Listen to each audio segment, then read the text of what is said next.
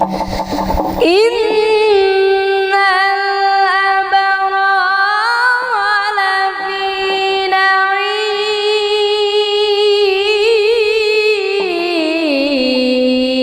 نعيم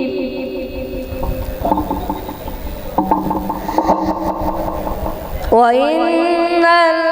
الفجار لفي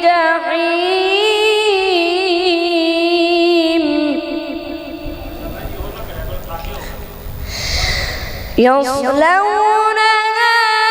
يوم الدين وما هم عنها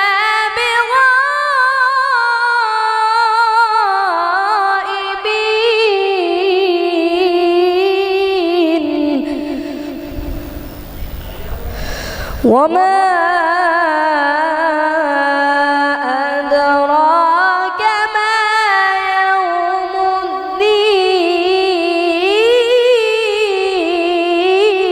الدين ثم ما